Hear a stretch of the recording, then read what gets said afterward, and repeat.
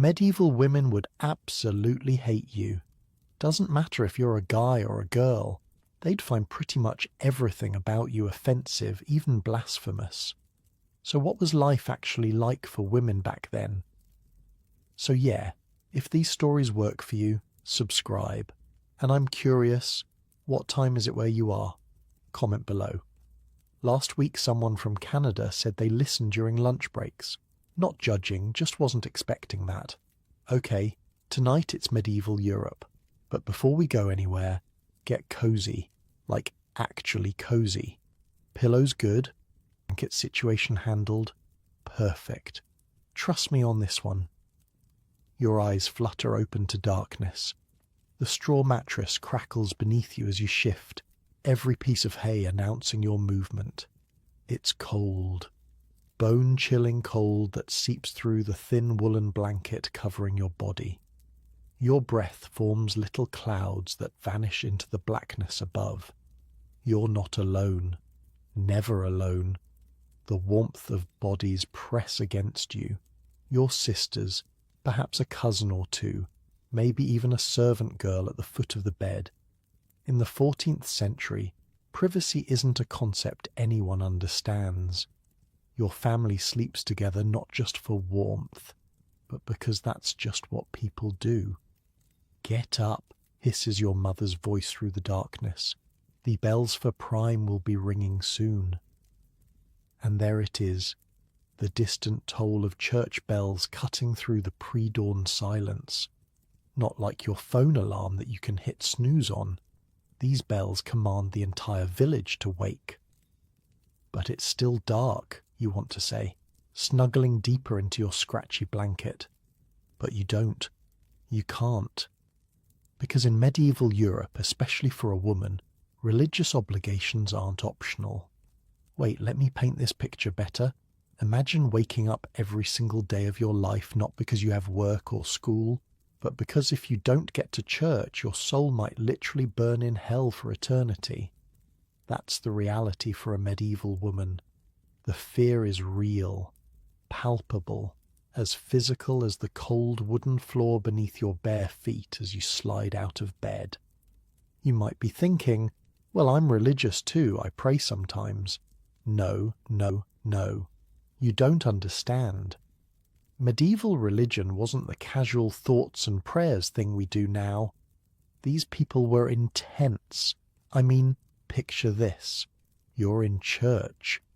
The priest is describing Christ's passion, the whipping, the crown of thorns, the nails, and suddenly the entire congregation is sobbing uncontrollably. Not quiet tears.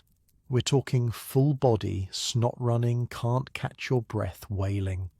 Some people are so overcome they rush toward the altar, trying to touch the priest. Others collapse to the ground, overcome by emotion. And you know what?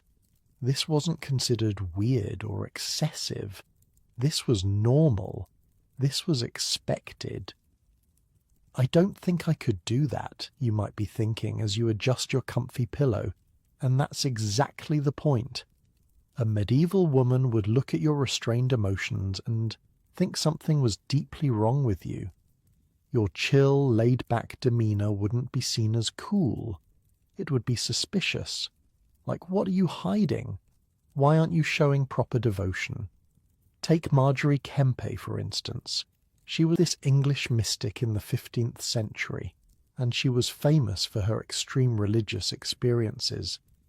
This woman would sob so loudly during church services that she disrupted entire congregations. People complained about her, but many also respected her intense spirituality. She once described how she felt Christ speaking directly to her, saying, "You shall have as much reward in heaven for your good will and your good desires as if you had done all those good deeds that you would do if you could." Can you imagine someone today claiming to have regular conversations with Jesus and actually being taken seriously? They'd be medicated faster than you can say psychiatric evaluation. The guard at the church door gives you a nod as you file in with the rest of your family. The stone floor is ice cold beneath your feet, and the smell hits you. incense, sweat, and the faint lingering scent of yesterday's prayers. As the priest begins to speak, you feel it happening around you. First a sniffle, then a sob. Soon the whole congregation is caught up in a wave of religious emotion. Your mother clutches your arm, tears streaming down her face as she gazes at the crucifix. "Why aren't you crying?" she whispers harshly, noticing your dry eyes. And here's where it gets weird. You actually start to feel guilty for not feeling enough, not demonstrating enough. Medieval women were expected to be emotional, to wear their religious devotion on their sleeves. A stoic face in church. That's the medieval equivalent of scrolling Instagram during a funeral. Speaking of women and religion, it's one of the few areas where medieval women actually found some equality. Yeah, I know, shocking. "Excuse me," I hear you say? "Equality in the Middle Ages? No way." But here's the thing. While medieval society was absolutely patriarchal in most ways, religion sort of acted as a great equalizer. Everyone, from king to peasant, had to confess their sins. Everyone had to follow the church's rules, and women could achieve spiritual fame through their devotion. Joan of Arc, a teenage peasant girl who led armies because she heard divine voices. Christine de Pizan, the first professional female writer in Europe who argued for women's education and respect. Hildegard of Bingen, a nun who became one of the most important composers, writers, and philosophers of her time. These weren't just token women. They were legitimately respected, sometimes feared, for their spiritual insights. When Hildegard spoke, emperors listened. But didn't the church also, burn women as witches and stuff, you might ask? Well, yes and no. The major witch hunts actually came later, in the 16th and 17th centuries. During the 14th and 15th centuries, we're talking about, religious women were often viewed as having special connections to God. The smell of breakfast wafts through the air as you return home from morning prayers, a thin gruel with perhaps a chunk of dark bread if you're lucky. Your stomach growls. In your cozy bed at home, you might reach for a midnight snack or order delivery any time. Here, food is never guaranteed. Your mother is already at the cooking fire, stirring the pot with practiced movements. "The fire needs tending," she says without looking up. That's your cue. As a medieval woman, your day is structured around work. Constant, physically demanding work.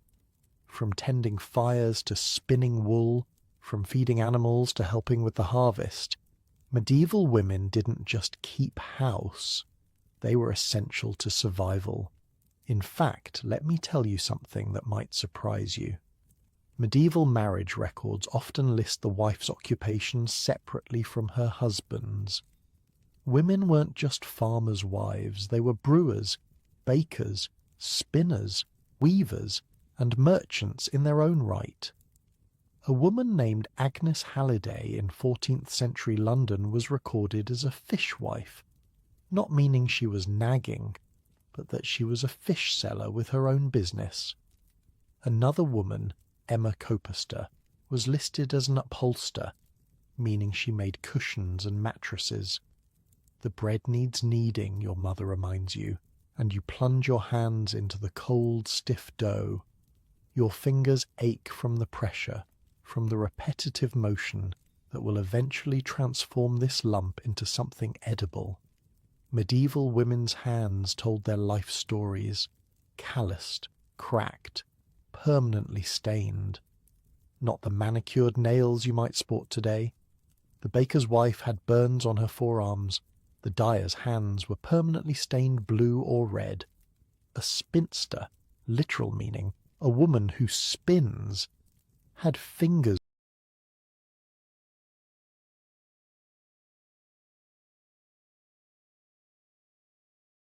grooved from years of twisting thread.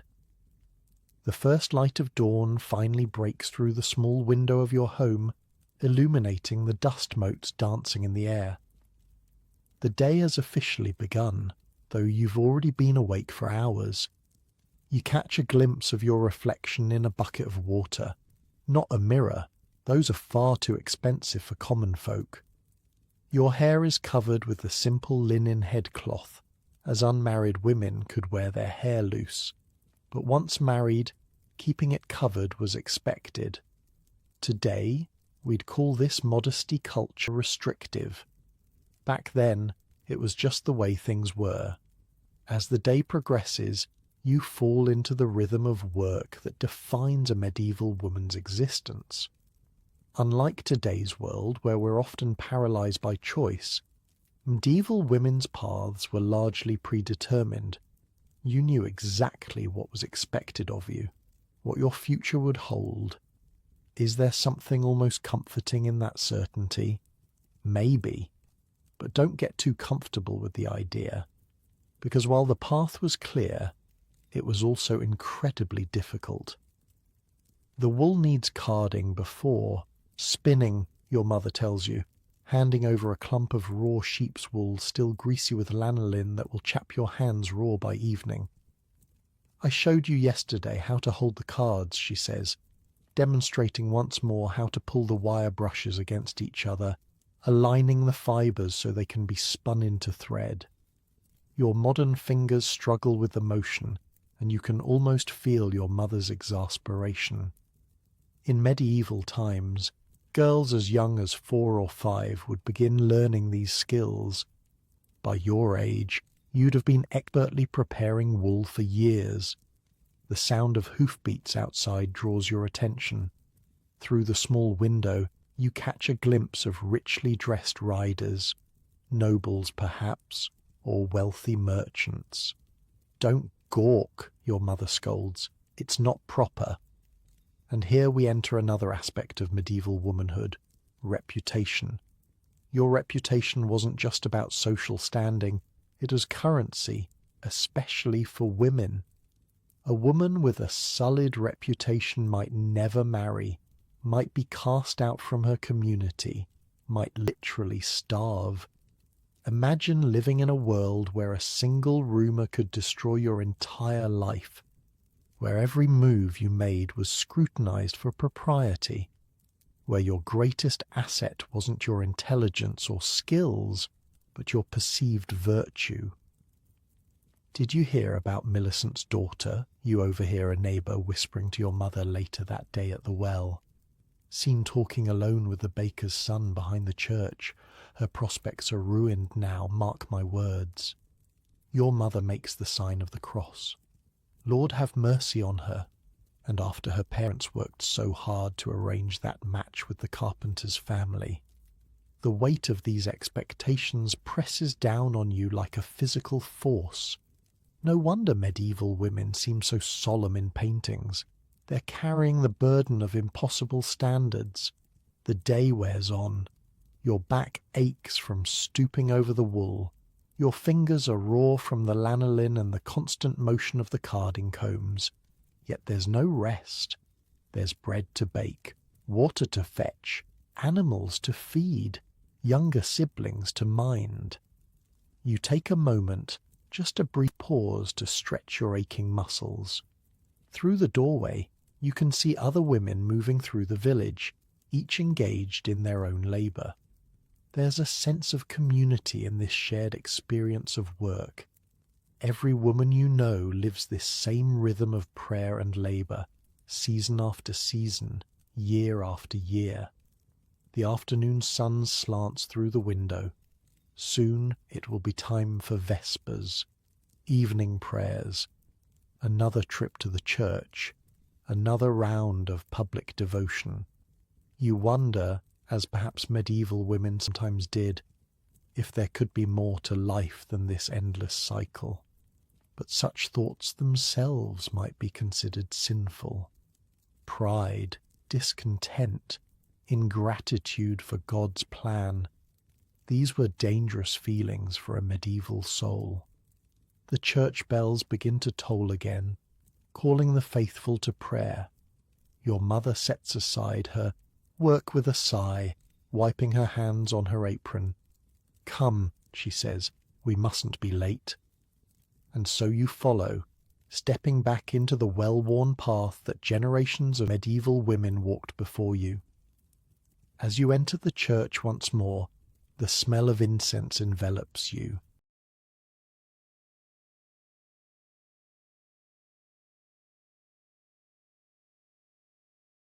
And the sounds of devotion, murmured prayers, soft weeping, create a tapestry of faith that feels both foreign and strangely compelling. This is the world of medieval women, a world where emotion was not hidden but displayed, where faith wasn't private but communal, where life was simultaneously more certain and more precarious than anything we know today. As the congregation begins to pray, you find yourself wondering, in this world so different from your own, what would tomorrow bring? The afternoon sun slants through the church windows, casting coloured light across the worn stone floor. Vespers is over, but there's a special sermon today. The priest's voice echoes through the sanctuary as he describes the torments of hell awaiting those who stray from virtue. Next to you, a woman sobs openly, her shoulders shaking. Another has fallen to her knees, face buried in her hands. This isn't unusual or extreme. This is Tuesday. When the priest describes how Christ was scourged, the entire congregation gasps as one. You can feel the collective pain, the shared suffering. It's like nothing that exists in our modern world, where we keep emotions carefully contained behind polite smiles and professional demeanours. God sees your devotion, the priest reminds everyone, his voice rising. He sees into your heart. He knows if your faith is true. And that's the thing that's so hard to understand about medieval women. Their emotional lives were lived inside out. What we hide, they displayed. What we consider private, they made public. Outside the church, life resumes its rhythm. You follow your mother home, careful to keep your eyes downcast when passing the group of men gathered near the well. Being noticed is rarely good for a woman of modest means.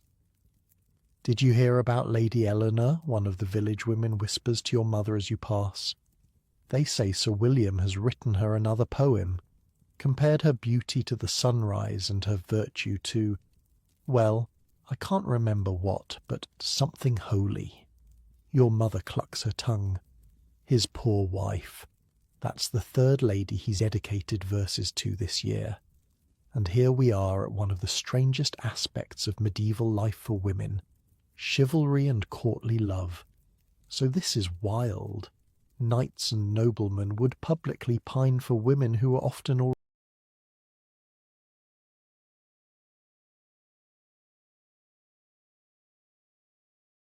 already married to someone else. They'd write elaborate poems praising their beauty, their virtue, their mercy. They'd perform ridiculous feats to prove their devotion.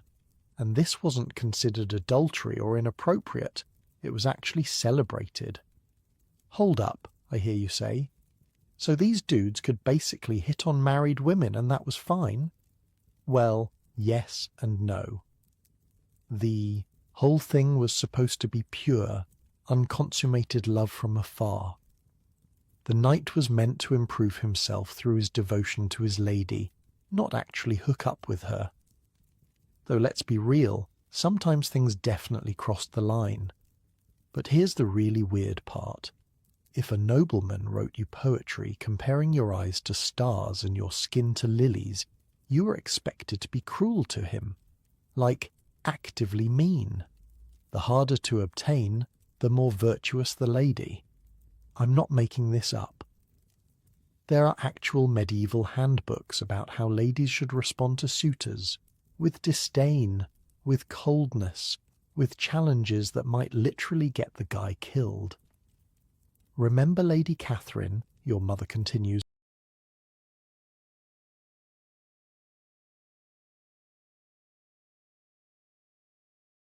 as you walk. Sir Roderick wore her glove in his helmet for 3 tournaments, got his nose broken in the second one. She never even spoke to him, just watched from the stands. And then married the merchant from London, another woman adds with a laugh. Think about that. In medieval romance, the biggest turn-on was rejection. The more a woman said no, the more devoted her suitor became, which is pretty much the opposite of modern dating, where not answering a text for an hour might get you ghosted. So what if a woman actually liked a guy back, you might wonder? Tough luck. Responding too quickly or too warmly would make her seem easy, desperate, lacking in virtue. The game was rigged from the start. Back home, the evening chores await.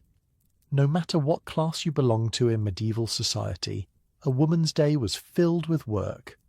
For peasant women, that meant preparing food, tending animals, spinning, weaving, brewing, and 100 other tasks essential to survival. For noble women, it meant overseeing servants, managing household accounts, and producing elaborate embroidery or music to showcase their refinement.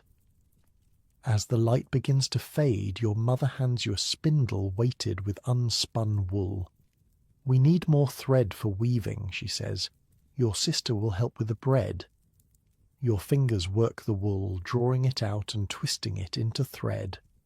The motion is hypnotic, almost meditative.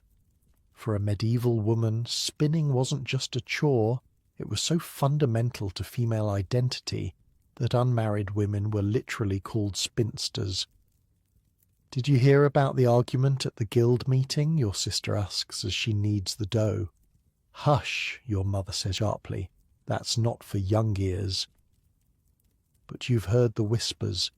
In towns, women were fighting for the right to practice trades independently. Some guilds accepted female members, others barred them completely. A woman might be a successful brewer or baker one day, only to find men changing the rules to exclude her the next. "Agnes the weaver said they're trying to stop women from selling cloth at market," your sister continues, ignoring the warning. "Says it's not proper." Your mother sighs. Agnes should worry about her own business. Her last batch of cloth was so poorly woven you could see through it. This casual conversation reveals something fascinating about medieval women. They weren't passive victims of their society. They pushed back. They found loopholes. They built businesses and fought for their rights to practice trades. Take Eleanor Reichner, who ran a successful embroidery business in 14th century London. When the Embroiderers' Guild tried to limit women's participation, she found male sponsors to speak for her at guild meetings. She couldn't vote or hold office, but she made sure her voice was heard.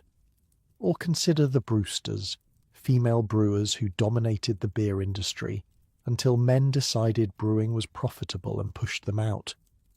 Before that, brewing ale was considered women's work, just another household task like baking bread.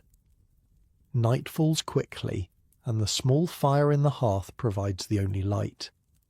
Modern darkness is never truly dark. We have street lights, phone screens, the glow from microwaves and alarm clocks. But medieval darkness was absolute.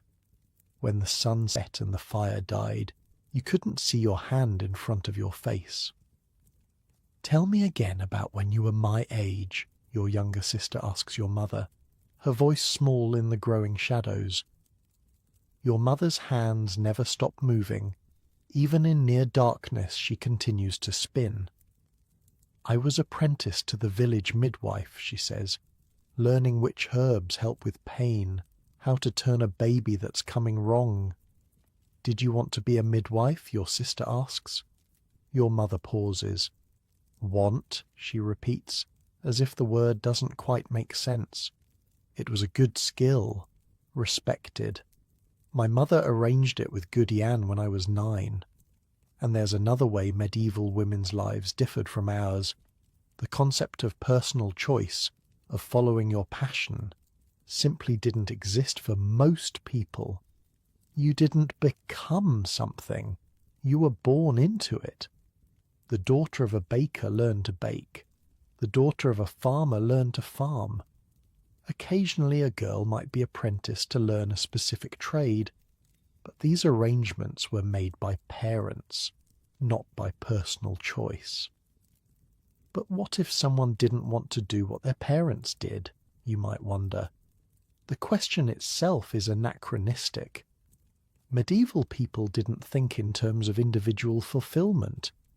You did what your family needed you to do, what your community expected of you. That said, there were rare exceptions. Women who felt called to religious life could sometimes persuade their families to let them enter convents, though this often required a financial contribution that poor families couldn't afford. A clatter outside makes everyone jump. Your father, returning from the fields, stomps his feet at the threshold to knock off the mud. "God's blessing on this house," he says as he enters, the traditional greeting. "And on you," your mother responds. He drops heavily onto the bench by the fire. "John's cow died," he announces. "Just dropped. In the field." A ripple of alarm passes through the room. A dead cow isn't just sad news. It's catastrophic for a medieval family. It means no milk, no cheese, no butter. It means no calf in the spring to sell at market or to increase the herd. It means potential starvation. "Mary, Mother of God, protect them," your mother murmurs, making the sign of the cross. "We should share our cheese," you suggest. Your father gives you a sharp look. "And go hungry ourselves? John should have taken better care of his animal." "Jesus teaches charity," you counter, then immediately regret it when you see your father's expression darken. "The priest teaches women to hold their tongues," he replies. "Mind yourself." And here we have another reality check about medieval women's lives. While religious devotion was expected and respected in women, actually interpreting religious texts or challenging male authority using religious arguments, that was dangerous territory. Joan of Arc learned this the hard way. When captured by the English, her claims of divine guidance were used against her. Wearing men's clothing, cutting her hair short, and claiming direct communication with God, these became evidence of witchcraft and heresy rather than holiness. The same religious fervour that made her a leader also led to her death. The fire crackles, casting dancing shadows on the walls. Outside, an owl hoots, and something small scurries across the thatch roof overhead. "I saw Lady Anne today," your father says, accepting a cup of thin ale from your mother, being carried to church in her litter, surrounded by servants like she's the Queen herself. Lady Anne is the Lord's wife, a figure of both envy and resentment in the village. Her life is as different from yours as yours is from your cat's. She sleeps on feather beds, wears silk and fur, and has servants to handle every task from dressing her hair to cutting her meat. They say she brought 3 wagons of goods when she married, your mother says. Silver plates, tapestries from France, a mirror made of real glass. For all her finery, she's given the Lord no sons, your father replies with a dismissive gesture. 4 daughters and not 1 boy. Her position isn't as secure as she thinks. And there's the brutal reality of noble marriage. A woman's primary value was in her fertility, specifically her ability to produce male heirs. No matter how beautiful, wealthy, or well-connected, failure to produce a son could result in abandonment, divorce on flimsy grounds, or even accusations of witchcraft. Eleanor of Aquitaine, one of the most powerful women in medieval Europe, was imprisoned for 16 years by her husband, King Henry II, after supporting their son's rebellion against him. Even queens weren't immune to male authority. Lady Anne's daughters are beautiful, though, your sister says dreamily. Their dresses at Christmas Mass had real gold thread. Your father snorts. Beauty without virtue is worthless, and virtue without obedience is worse. It's easy from our modern perspective to judge medieval parents for these harsh attitudes. But try to understand. They were preparing their daughters for the world as it existed, not as they wished it to be. A disobedient daughter might be beaten by her husband. An immodest daughter might never marry at all. Survival meant conformity. The evening meal is simple. A pottage of beans and a small piece of hard bread. You eat with your fingers, as forks won't become common for centuries yet. The wooden bowl is shared among family members, each taking turns to dip their bread and scoop the beans. Tomorrow we'll take the cloth to market, your mother says. The blue should fetch a good price. The blue she refers to is wool dyed with woad, a plant that produces a coveted blue colour. Medieval women were often responsible for dyeing cloth, a complex process involving mordants to set the colour and careful timing to achieve the right shade. The blue on your hands isn't dirt, it's evidence of skilled labour. "Can I come?" your younger sister asks eagerly. Your mother exchanges a glance with your father. "You're old enough," she says finally, "but you'll stay with me every moment. The market is no place for a girl to wander." Markets were both opportunity and danger for medieval women. They offered a chance to sell goods, to see new faces, to hear news from other villages or even distant cities.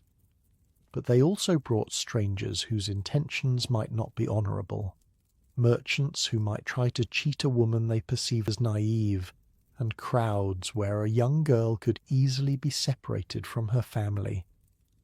"I heard Lady Anne's oldest is to be betrothed," your father says, changing the subject, "to some lord's son from the north. They say the dowry is 30 silver marks, a betrothal. Another concept that's almost impossible for us to relate to today. Medieval girls, especially noble ones, might be promised in marriage as young as 7 or 8, though the actual marriage would usually wait until they were at least 12. And before you recoil in horror, yes, 12 is shockingly young by our standards. But historical context matters here. In a world where the average life expectancy hovered around 35, if you survived childhood, waiting until your 20s to marry would have seemed bizarre. Most people were considered adults by their early teens. 30 marks, your mother repeats, clearly impressed. That would buy half the village. Marriage, for medieval women of all classes, was primarily an economic arrangement. Love might grow later, but it wasn't the foundation. Parents sought advantageous matches that would improve the family's financial security, forge beneficial alliances, or at least provide enough combined resources for the new couple to survive. The fire has burned low, and your father yawns widely. "To bed," he announces. "Dawn comes early." The sleeping arrangements are nothing like your comfortable modern bedroom. The entire family sleeps in one room. Parents, children, sometimes grandparents, or unmarried aunts and uncles. Privacy isn't just limited. The concept barely exists. You lie on your shared mattress, pulled from its daytime storage and laid on the floor. The straw inside crackles as you settle, and somewhere in the darkness you hear a mouse scurry across the floor. Your sister's warm body presses against yours, her breath evening out as she drifts to sleep.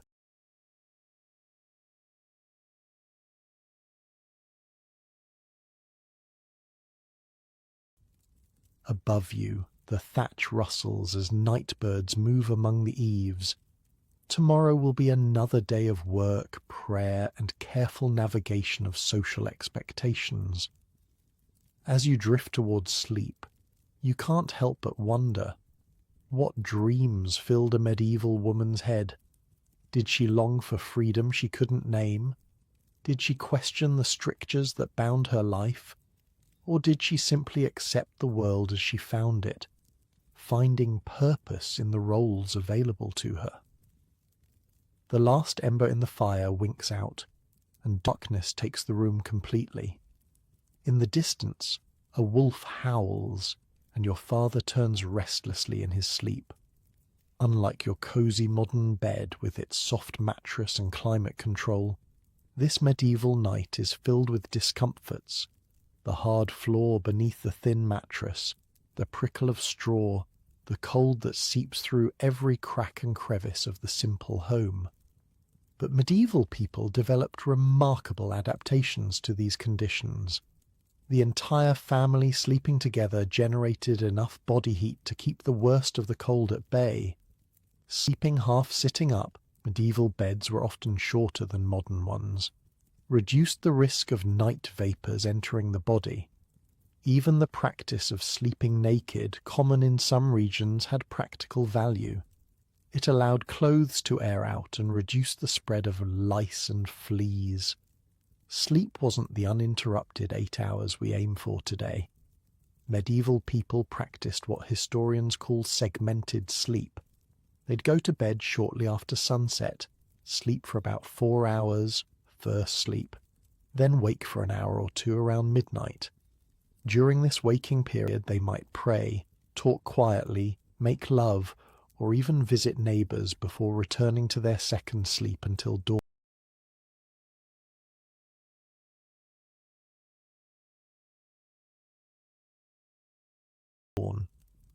The church bell tolls midnight, marking the division between these sleep phases. Your eyes open briefly at the familiar sound. Beside you, your mother stirs, whispering a prayer before settling back into the darkness. Tomorrow brings market day, another link in the endless chain of medieval existence. But for now, sleep claims you, carrying you away from the physical discomforts into dreams, perhaps not so different from those dreamed by women across the centuries. Morning arrives with a riot of sounds. Roosters crow, dogs bark, and the early bell for Lord's rings out across the village. Your eyes open to dim light filtering through the shutters. Another day begins. Market day. There's a different energy in the house today. Your mother is already up, sorting through the dyed wool cloth that represents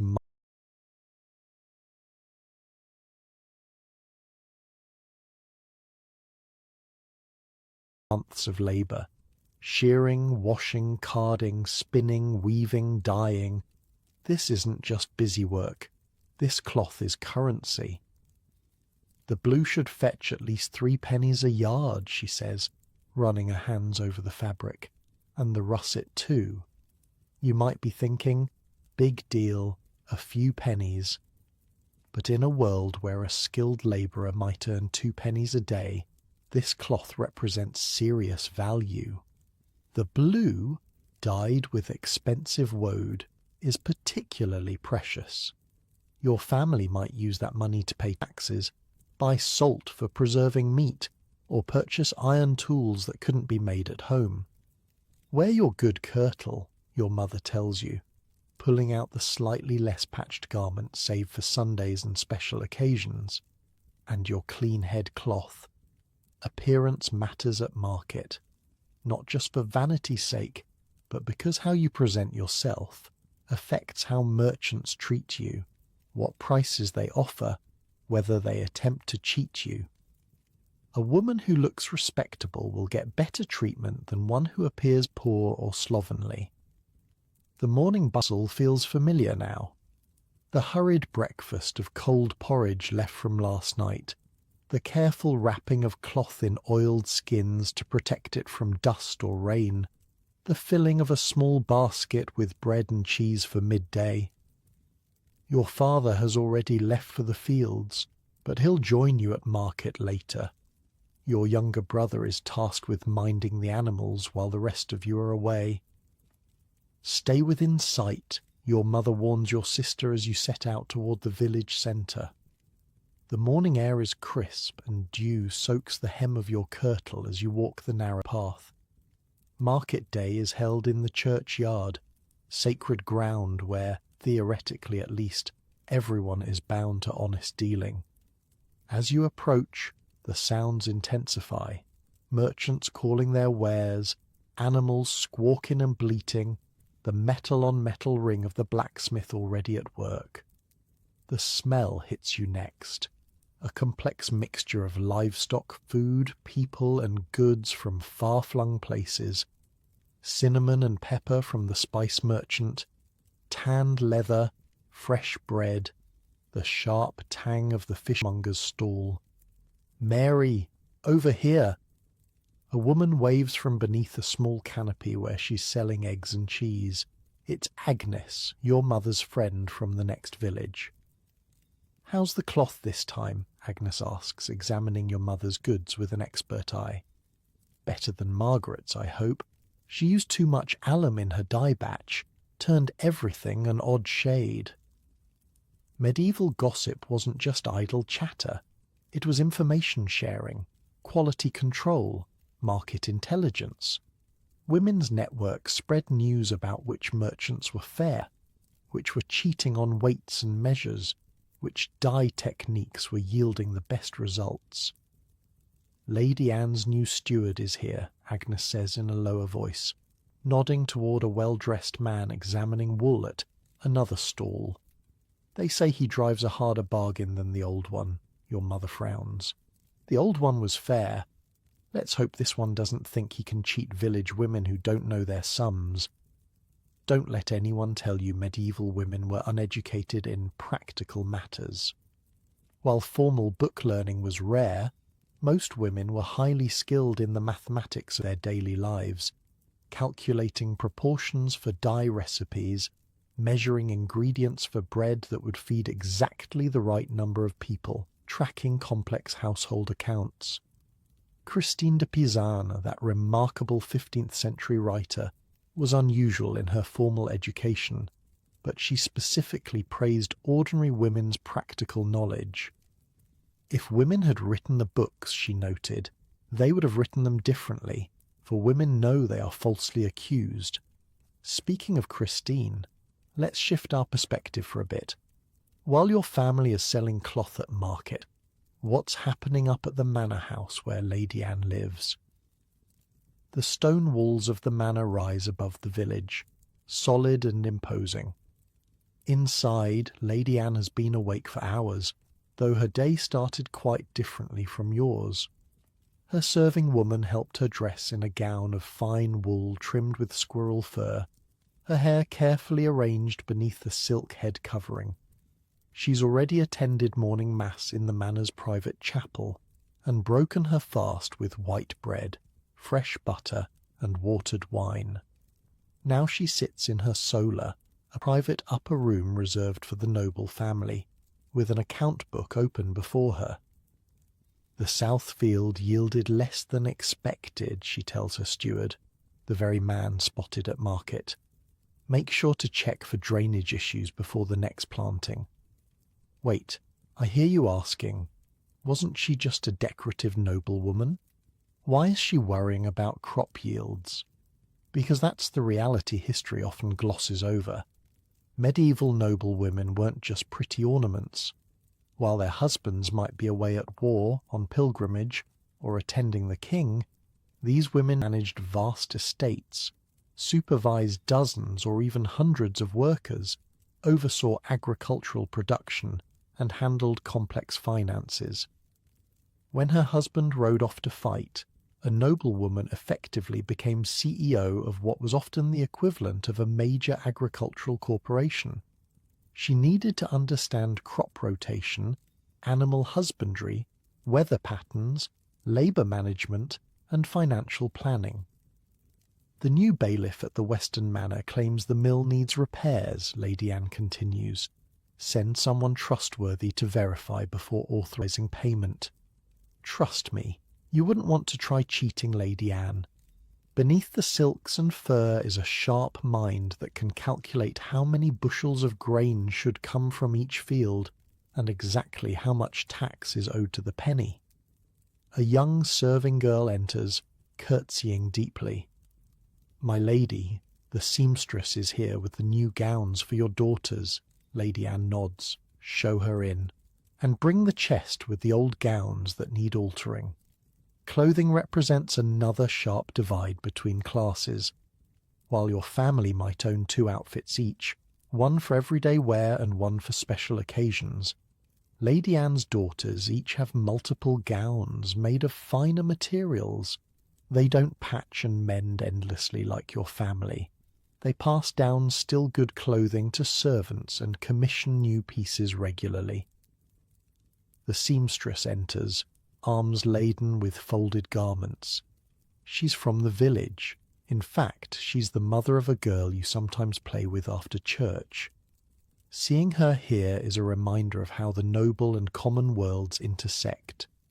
Lady Anne might seem distant and unapproachable, but she relies on village women for essential services. The blue suits Lady Eleanor's colouring beautifully, the seamstress says, displaying a gown of fine wool dyed a deep, rich blue, probably using the same woad that coloured your mother's cloth, though in greater quantity and with more expensive mordants to set the colour. "She'll wear it for the feast when Lord Robert's family visits next month," Lady Anne says. There's a slight tightness around her eyes as she says this. Lord Robert's family. The seamstress gives Lady Anne a knowing look. Lord Robert has a son of marriageable age, and Lady Eleanor at 14 is ready for betrothal. "The girl is fortunate," the seamstress says carefully. "They say young Lord William is handsome and well-mannered." Lady Anne's expression doesn't change. Fortunate indeed, if the match proceeds. Lord Robert's lands adjoin ours to the north. The alliance would be advantageous. What goes unsaid is that Lady Eleanor has never met Lord William, that her opinion on the match matters not at all, that she is, essentially, a valuable commodity being traded to cement a political and economic alliance. Nearby,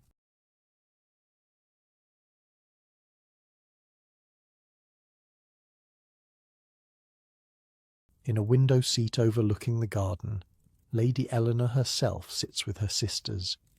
They're supposed to be practising embroidery, but their heads are bent together in whispered conversation.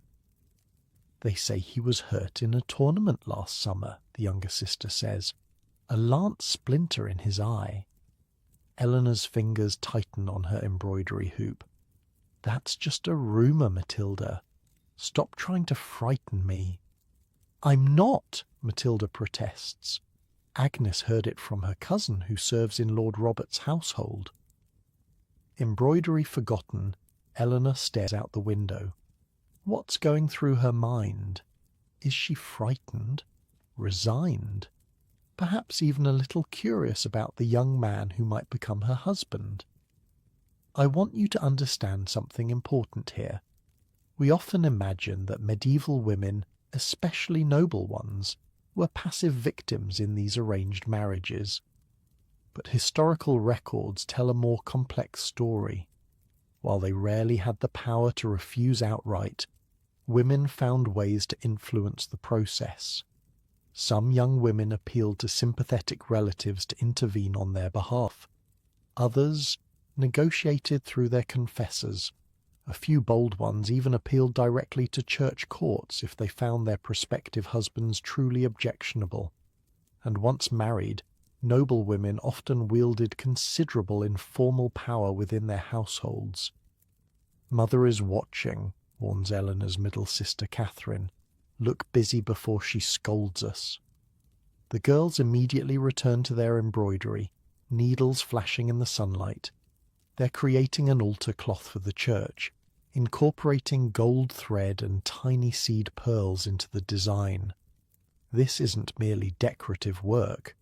Religious embroidery was considered a form of devotion, a way for noble women to contribute to the church while displaying their wealth and skill. Back at the market, your mother has successfully sold most of her cloth.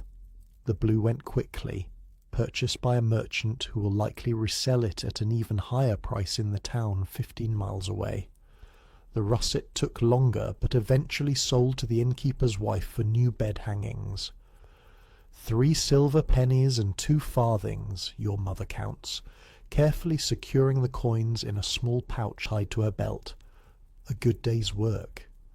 Can we see the spice merchant? Your sister asks hopefully. Exotic spices are rare treats for common folk, used sparingly for special occasions. Your mother considers.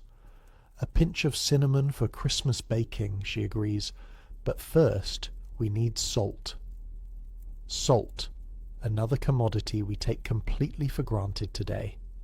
In medieval times it was essential not just for flavouring food, but for preserving meat through the winter. Without refrigeration, a family's survival might depend on properly salted bacon and beef. As you make your way through the crowded market, a commotion near the church gate catches your attention. A group of richly dressed riders has arrived, nobles from the look of their clothing and mounts. "Make way for Lord William of Harwood," calls a servant riding ahead of the main party. A ripple of whispers spreads through the market. Lord William, the very man Lady Eleanor might be betrothed to. The crowd parts as the riders pass, common folk pressing against stalls to make room. The young nobleman at the centre of the party is perhaps 18, straight-backed on a glossy black horse. He's conventionally handsome, with dark hair and the confident expression of someone who's never had to question his place in the world. "He's come to see Lady Eleanor," someone murmurs nearby, "to approve the match before the contracts are signed." Your sister gapes openly, but your mother pulls her back. "Don't stare," she hisses. "It's not proper." As the riders pass, Lord William's gaze sweeps the market casually, the way you might glance at trees or buildings, noting their existence without really seeing them. To him, the villagers are background scenery, not individuals with complex lives. When his eye happens to pass over you, there's no flicker of recognition that you're a thinking, feeling human being just like him. This is the reality of class in medieval Europe. It's not just about money or comfort, it's about visibility, about whether your humanity is fully recognized by those with power over your life. Salt, your mother reminds you, pulling you away from the spectacle and toward a merchant with barrels of greyish crystal. Before it's all gone. Meanwhile, up at the manor, news of Lord William's approach has thrown the household into disarray. "He's early," Lady Anne says, a rare note of alarm in her voice. "The feast wasn't planned until next month." The steward bows. "My lady, it seems he was hunting in the royal forest nearby and decided to pay his respects while in the area." Lady Anne's mind works quickly, calculating what can be prepared on short notice that will properly honour an important guest without appearing too eager. "Kill 2 of the capons," she instructs a servant, "and bring up the good Gascon wine. Eleanor, Catherine, change into your best gowns immediately. Matilda, you'll eat in the nursery tonight." "But mother," protests the youngest. "Not another word," Lady Anne cuts her off. "Go now and tell your nurse to make you presentable. You may come down to be introduced briefly before the meal, but that's all." The girls scatter to obey, and Lady Anne turns to the steward. "Has my husband been informed?" "A messenger was dispatched to the south field, my lady. He should return soon." Lady Anne nods. "Good. Now see that the hall is prepared properly. The best silver, the painted tablecloths, the carved salt cellar." The smooth efficiency with which Lady Anne reorganises the entire household in minutes demonstrates the managerial skills medieval noblewomen developed. Far from being decorative or helpless, these women commanded complex operations with authority and competence. Up in her chamber, Eleanor stands still as her serving woman laces her into her best gown, the blue one that was meant for next month's feast. Her face is pale, her breathing quick and shallow. "Is my hair acceptable?" she asks, touching the elaborate braided arrangement covered with a gossamer veil. The maid steps back to assess. "Beautiful, my lady. The gold circlet complements your colouring perfectly." Eleanor swallows hard. "They say he was injured in a tournament, that he might be disfigured." The maid makes a dismissive gesture.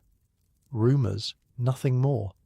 And even if it were true, a scar is nothing compared to good lands and a noble lineage." This practical assessment is jarring to our modern sensibilities, but it reflects medieval priorities. Physical appearance, while not irrelevant, was far less important in marriage negotiations than property, political connections, and family background. For a noble woman like Eleanor, marriage was her career. The skills she'd been taught since childhood, managing a household, overseeing servants, maintaining appropriate religious observances, producing and raising children, were all in service of this expected role as a wife and eventual mother. "What if he doesn't like me?" Eleanor whispers, so quietly that perhaps she doesn't intend the maid to hear. The serving woman pauses in adjusting Eleanor's veil. "My lady, you are the daughter of a powerful lord with excellent lineage and a substantial dowry. Whether he likes you is secondary." And there's the brutal reality of arranged marriages. Personal preference might develop into consideration over time, but it began as almost irrelevant to the transaction. Marriage was about land, money, and alliances. Emotional compatibility was a lucky bonus, not a requirement. Back at the market, you and your family are preparing to return home. Your father has joined you, bringing news from the fields. "The Lord's new drainage system is working," he tells your mother as they walk ahead of you. "The south field looks better than it has in years." "Good," your mother replies. "Perhaps the harvest will be abundant enough that the winter tax won't leave us hungry this year." These casual words contain a world of anxiety. Bad harvests weren't just inconvenient, they were potentially fatal. A medieval family like yours lived perpetually on the edge of sufficiency, where one bad season could mean genuine hunger. As you pass the church, the priest emerges, deep in conversation with a well-dressed woman you recognize as the merchant's wife from the next town. "The Italian style is much finer," she's saying, gesturing to the illuminated book she holds. "The gold leaf is applied more delicately, and the pigments are brighter." The priest nods. "Indeed, but the cost is prohibitive for our modest parish. Perhaps a local artist could create something similar in the English style." They're discussing a commission for a new religious text, perhaps a psalter or book of hours. These weren't just religious objects, but also status symbols and expressions of piety. Wealthy women often commissioned them, specifying the saints and prayers they wanted included, sometimes even appearing as donors in the illustrations. This merchant's wife represents another category of medieval women we haven't explored yet, the urban middle class that was growing throughout the late medieval period. Neither peasant nor noble, these women often had more practical freedom than either group, running businesses, managing property, and sometimes even joining guilds. "Marjorie bought a new book from that travelling merchant last month," your sister whispers, referring to the merchant's daughter. "It has stories from France and pictures of knights and ladies." "Hush," your mother says automatically. "Books are rare treasures, far beyond the means of a family like yours. The ability to read them is even rarer, though not as rare as we once thought. Recent historical research suggests that perhaps 10% of women in late medieval towns had some degree of literacy, primarily for practical purposes like keeping accounts or reading simple devotional texts. The sun is beginning to sink toward the horizon as you reach home, casting long shadows across the village. Your brother has tended the animals well, and a pot of pottage simmers over the fire, a simple stew of whatever vegetables were available, bulked out with barley or beans. "Did you sell everything?" he asks eagerly as you enter. Your mother nods, showing him the coins. "The blue went first, just as I predicted." There's pride in her voice, justified pride in skilled work well done and properly compensated. Medieval women might have lacked formal power, but they took deep satisfaction in their crafts and contributions to family survival. As evening approaches, thoughts turn toward tomorrow. There's bread to bake, washing to do, endless tasks that structure a medieval woman's existence. Yet within these seemingly rigid confines, women found spaces for agency, for expression, for connection with others. Up at the manor, Lady Eleanor is being presented to Lord William in the great hall. She curtsies deeply, eyes modestly downcast as she's been taught. The young nobleman bows in return, studying her with interest. "Lady Eleanor," he says, "your beauty was not exaggerated in the reports I received." A formal compliment, probably rehearsed, but Eleanor's cheeks flush pink nonetheless. She murmurs an appropriate thanks, still not meeting his eyes directly. The adults exchange meaningful glances. The young people are performing their roles correctly. The negotiations can proceed. In the coming days, Eleanor's father and Lord William's father will discuss dowry amounts, land exchanges and marriage dates. Eleanor herself will have little input into these negotiations, though her mother might advocate for favourable terms regarding her future household arrangements or widow's portion. As the formal dinner begins, Lord William turns to Eleanor. "I'm told you play the lute," he says. "Perhaps you would honour us with a performance after the meal." Eleanor nods. "If it would please you, my lord."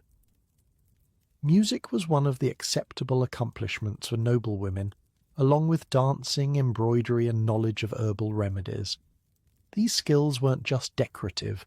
They served practical purposes in managing a noble household, entertaining guests, creating valuable textiles, and caring for family members' health. As the elegant meal progresses above, your family sits down to your own simpler dinner in the village below. The distance between these two meals, in setting, in food quality, in purpose, illustrates the vast gulf between classes in medieval society. Yet in both locations, women are central to the evening's success. Lady Anne oversees a complex social event with political implications. Your mother provides essential sustenance after a productive day of commerce. Night falls over the village, and stars appear in the clear sky. Another day in medieval life draws to a close, a life that was simultaneously simpler and more complex than our modern existence, with fewer choices but deeper significances, fewer possessions but stronger community bonds. As you prepare for sleep once more on your shared mattress, the church bell tolls Compline, the final prayer of the day. Tomorrow will bring new work, new challenges, new moments of both hardship and beauty. What did medieval women dream of as they drifted to sleep? Perhaps not so different from what we dream of today: security, purpose, connection, some measure of happiness within the constraints of their world. The fire burns down to embers, casting the room in a soft red glow. Outside, an owl calls into the darkness. Sleep comes, bringing temporary peace to women whose waking hours are filled with endless labour.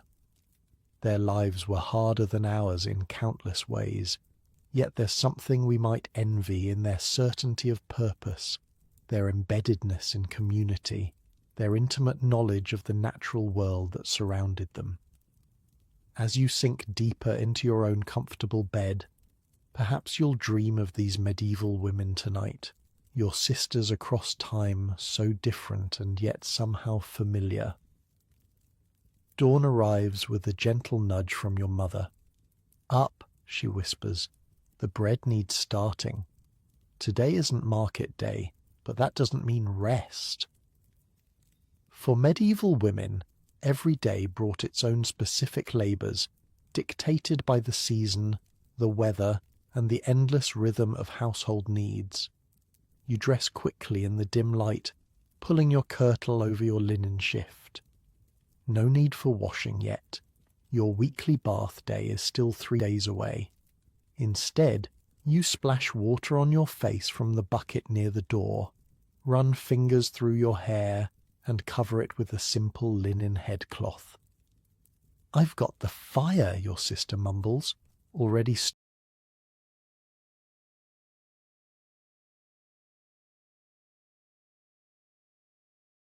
stoking last night's embers to life. The heart of any medieval home was its fire, not just for cooking, but for warmth, light, and protection against the very real darkness that descended each night. Maintaining it was typically women's work, a constant task of feeding, banking, and reviving flames. Let it go out completely, and you'd have the awkward task of borrowing fire from a neighbour, a small embarrassment that reflected on your household management skills. "The flour is damp at the bottom," you tell your mother, reaching into the storage barrel. Medieval food preservation was an ongoing battle against moisture, insects, and mould. Without airtight containers or refrigeration, keeping food edible required constant vigilance and specialized knowledge. "Mix in some of the drier portion," she replies, already kneading yesterday's starter into a fresh batch of dough. "And add a pinch more salt." Bread was the foundation of medieval diet, the staff of life in a very literal sense. Wealthier families ate fine white bread made from sifted wheat flour. Your family, like most, subsisted on darker breads made from rye or maslin, a wheat and rye mix, often bulked out with beans or peas in lean times. The dough comes together under your mother's experienced hands. She'll let it rise while attending to other morning tasks, then shape it into round loaves for baking in the communal oven later today. "Your father says Goodwife Martha is ailing again," your mother says as she works. "We'll visit her after the baking's done." Goodwife Martha, the elderly widow who lives near the edge of the village. Her husband died 2 winters ago, leaving her dependent on her married son's family and the charity of neighbours. This casual mention reveals something crucial about medieval social structures. Without formal welfare systems, communities cared for their vulnerable members through informal networks of obligation and assistance. Women were central to these networks, bringing food to the sick, helping with childcare during crises, and offering practical support where needed. The bread set aside to rise, your mother turns to the next task, checking yesterday's cheese, now draining in cloth-lined baskets near the window. She presses it gently, nodding with satisfaction at the firmness. Another day of draining, then into the salt, she decides. Cheese-making was another essential female art in medieval households. By transforming milk, which spoiled quickly, into cheese, which could be preserved for months, women extended the utility of a precious resource. The process required precise timing, careful temperature control, and specialized knowledge passed down from mother to daughter across generations. By mid-morning, you've accompanied your mother to the village bakehouse, where the communal oven roars with heat. A group of women wait their turn, using the opportunity to exchange news and advice. "My oldest boy's cough is worse," says one, a basket of shaped dough loaves at her feet. "Nothing seems to ease it." Your mother frowns thoughtfully. Have you tried a syrup of horehound and honey, or a plaster of mustard seed on his chest at night? The horehound, yes, not the mustard. I'll try it tonight. Medical knowledge was another realm where medieval women exercised significant authority. While university-trained physicians, all male, existed in cities, most day-to-day healing happened through women's knowledge of herbal remedies, simple surgical techniques, and practical nursing care. Every village had its wise women who knew which plants eased pain, which poultices drew out infection, which teas induced sleep or calmed digestive troubles. "Old Martin's daughter is brought to bed," announces another woman, lowering her voice. "A difficult birth, they say. The midwife has been there since yesterday." Childbirth was exclusively women's territory in medieval times. Men, even male physicians, were generally excluded from the birthing room, where midwives assisted deliveries based on practical experience and traditional knowledge. While modern medicine has dramatically reduced maternal mortality, medieval women faced significant risks with each pregnancy. They developed rituals, prayers, and medical techniques to improve their chances, supporting each other through what was often the most dangerous event in a woman's life. "God protect her," murmurs your mother, making the sign of the cross. The other women follow suit, a moment of silent solidarity for a neighbour in peril. When the baker calls your turn, your mother slides the loaves into the massive oven with a long-handled wooden peel. The heat blasts her face, reddening her skin and drawing sweat despite the cool morning. Baking was hot, exhausting work, yet another physical demand in lives filled with bodily labour. "An hour until they're done," the baker tells her. "Best come back then."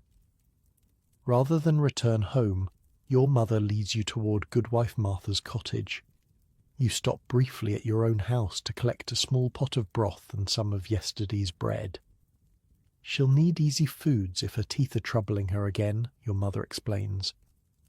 Medieval aging brought particular hardships for women. Without modern dentistry, tooth loss was common by middle age. Without eyeglasses, failing vision made fine work increasingly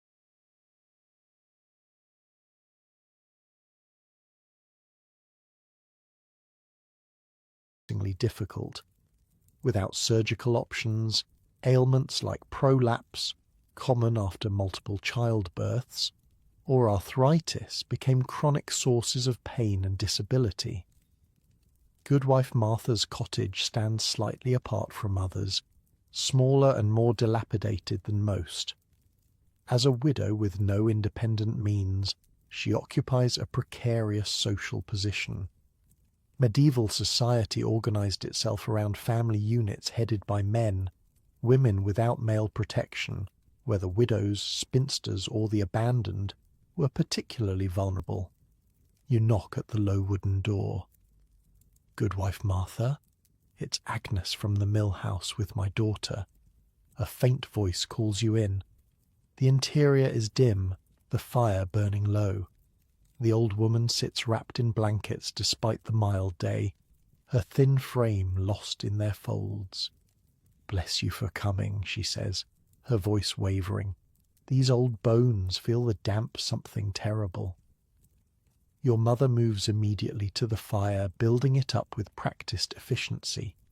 You set out the food on the small table, noting the empty water bucket in the corner. "I'll fetch water," you offer, taking the bucket outside to the nearby stream. This small act of charity reflects medieval Christianity's emphasis on corporal works of mercy, feeding the hungry, giving drink to the thirsty, clothing the naked, sheltering the homeless, visiting the sick. For women especially, these practical acts of compassion were considered essential expressions of faith, more important than theological arguments or abstract beliefs. When you return with the water, your mother has Goodwife Martha's gnarled foot in her lap. examining an angry sore on the heel. "It doesn't heal," the old woman complains. "Been there since Michaelmas last." "Let me make a poultice," your mother says.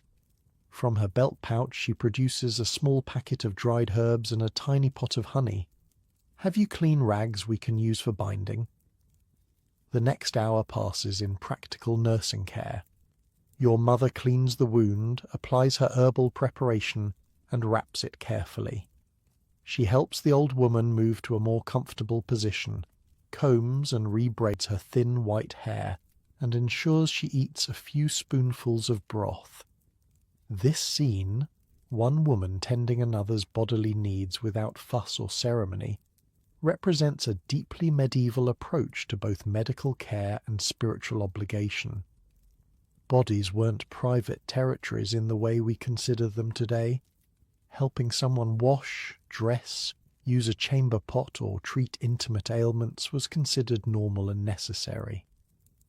"Will you tell her about Lady Eleanor's betrothal?" you ask as your mother works, eager to share the exciting news from market day. "Lady Eleanor's betrothal, is it?"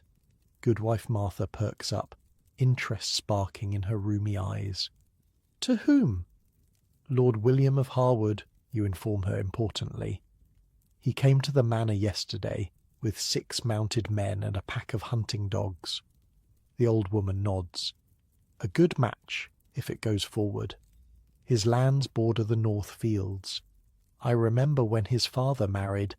I was a girl then, serving at the manor house." She chuckles at some private memory. "That one had an eye for the serving maids, he did.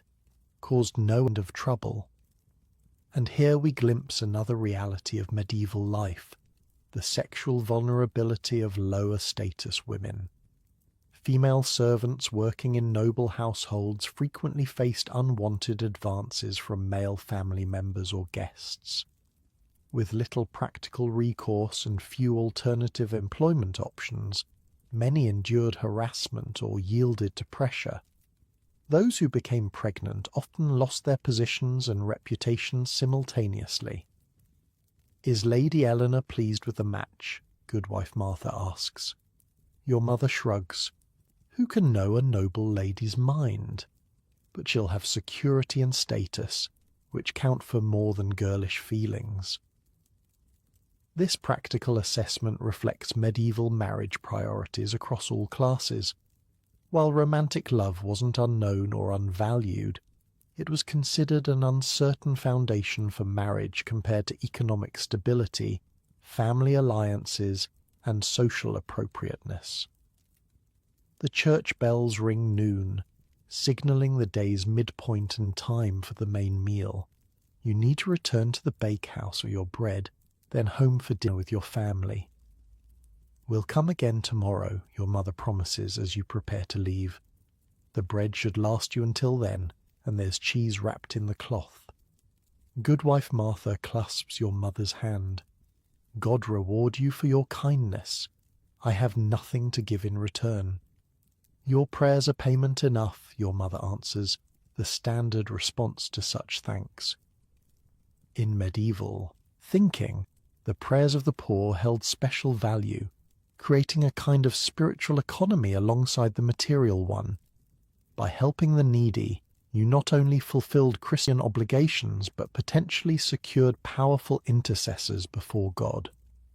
The walk home takes you past the church, where a group of men have gathered for some parish business. They nod respectfully to your mother, but don't include her in their discussion. While medieval women participated actively in economic and social life, formal governance, whether of the village, guild, or church, remained largely male territory, with notable exceptions. One of those exceptions might be seen in the churchyard, where an older woman directs a small group of girls weeding around the gravestones. She's the parish starch wife, responsible for maintaining church linens and teaching young girls basic religious knowledge and household skills. This semi-official role gave certain women recognized authority within strictly defined boundaries. Your fresh bread safely retrieved from the bakehouse, you return home for the midday meal. The house is empty, your father and brother still in the fields, your sister sent to gather wild greens for the pot. Wash these turnips, your mother instructs, handing you 3 small gnarled roots. Medieval vegetables bore little resemblance to their modern supermarket descendants, being smaller, tougher, and less predictably shaped. What they lacked in appearance, however, they made up for in intense flavour and nutritional density. The simple meal comes together quickly: turnips and greens in broth, bread, and a small piece of cheese for each family member. You set portions aside for your father and brother, who will eat in the fields rather than walking home midday. Take it to them, your mother says, then stop at the stream on your way back. The linen needs washing. And so another female task fills your afternoon, laundering the family's few garments and household cloths. Unlike modern washing, this isn't a matter of tossing items in a machine with detergent.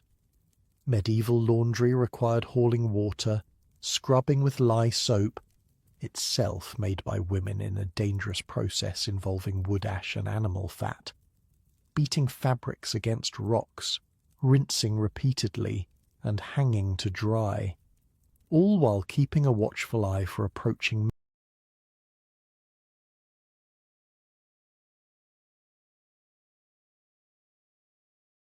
men, since laundry often necessitated hitching up skirts to avoid soaking them. At the stream, you find you're not alone.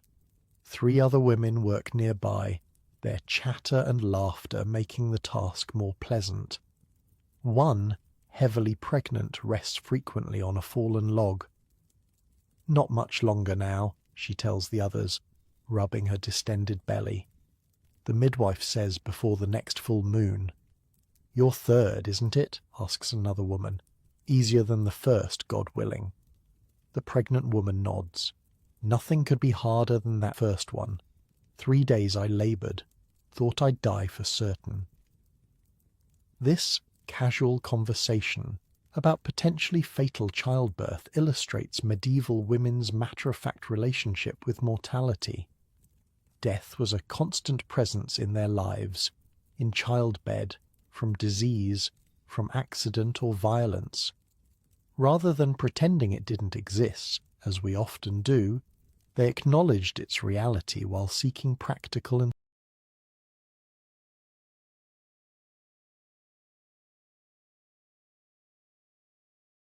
spiritual protections. The laundry finished, you wring out the heavy wet cloth until your hands ache, then bundle it into your carrying basket for the walk home. The pregnant woman struggles to lift her own basket. "Here," you offer, helping position it against her hip. "Lean it on the side, not the front." She smiles gratefully. "My husband says I should leave the washing to my sister until after the birth, but she has enough with her own 5 children to tend." "Men don't understand how the work multiplies," says another woman with a knowing look. "Everything must be done, baby or no baby." This exchange highlights a fundamental truth about medieval gender divisions. While men's work was often seasonal or could be postponed in emergencies, women's tasks were relentless and immediate. Bread must be baked, children fed, animals milked, food preserved, water carried, regardless of a woman's physical condition or competing demands. The afternoon wears on. You help your mother hang the washing on bushes to dry, then turn to food preparation for the evening meal. Your sister returns with a basket of wild greens, dandelion, sorrel, lamb's quarters, and begins cleaning them by the doorway. "I saw a fox near the south meadow," she reports, "a red one, with white on his tail." This casual wildlife observation reminds us of medieval people's intimate knowledge of the natural world. Without electronic entertainment or indoor hobbies, they spent countless hours outdoors, developing detailed awareness of plants, animals, weather patterns, and seasonal changes. Women especially, gathering wild foods and medicines, became expert naturalists by necessity. As the day begins its slow descent toward evening, your father and brother return from the fields tired and dirt-streaked. They bring news of their own, a dispute between two neighbouring villages over grazing rights, a promising stand of flax nearly ready for harvest. Your mother listens attentively while continuing her work. These agricultural updates aren't merely interesting, they're vital intelligence that helps her plan household activities. If flax will be harvested soon, she needs to prepare for the intensive labour of processing it into linen. If village tensions are rising, she might postpone visits to certain areas. Medieval women's work required not just physical strength and skill, but strategic thinking, careful resource management, and social intelligence. Far from being mindless drudgery, though physically demanding, their labour demanded complex decision-making and specialised knowledge. The evening meal, the day's main sustenance, consists of a pottage of grains, vegetables, and a small amount of salt pork for flavour. Your father says grace, thanking God for the food before you. Despite constant labour, medieval people experienced frequent food insecurity, making gratitude for sufficient nourishment both sincere and necessary.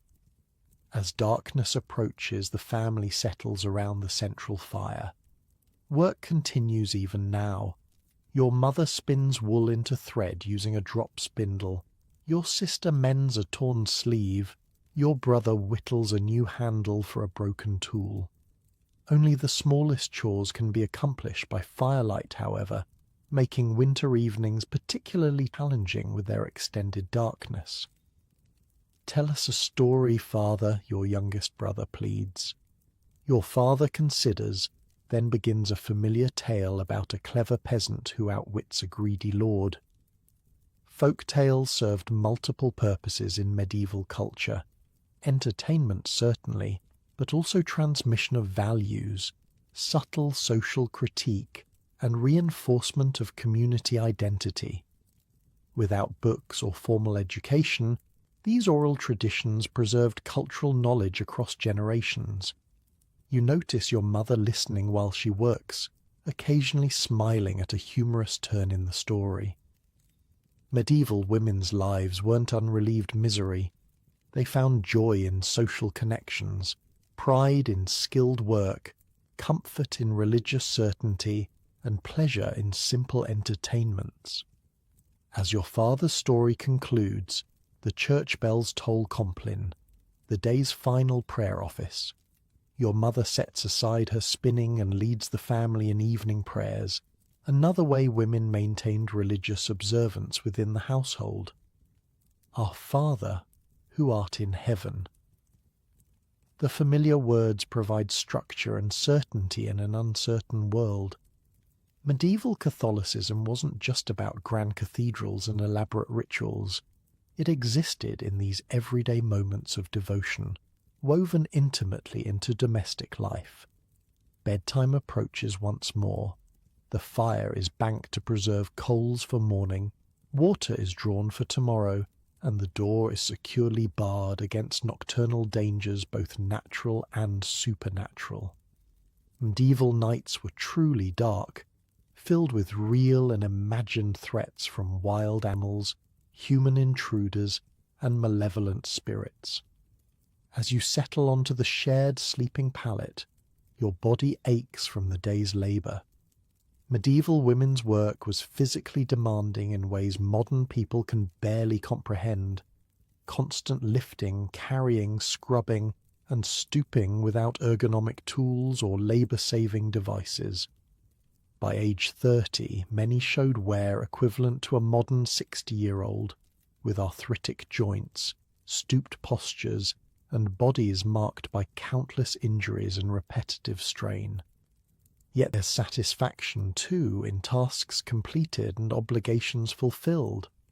You've helped feed your family, aided a vulnerable neighbor, maintained crucial household systems. Within the constraints of your world, you've exercised agency and skill. Your sister's breathing deepens beside you as sleep claims her. Your mother murmurs a final prayer before settling herself. Outside, an owl calls. 3 times, a good omen according to village wisdom. Medieval women's lives were circumscribed by gender, class, and religious expectations, yet within these boundaries they created meaning, maintained communities, preserved knowledge, and shaped culture. Their strength wasn't in dramatic gestures or public recognition, but in the patient, skilled labour that sustained human existence day after day, generation after generation. As sleep approaches, you wonder again about Lady Eleanor in her manor house bedroom. Is she awake too, contemplating her likely marriage? Are her concerns so different from those that might eventually face you? The transition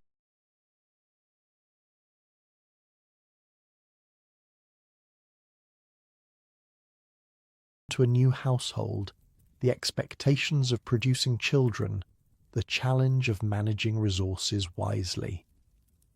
The distance between noble and common women was vast in material terms, but perhaps narrower in certain fundamental experiences.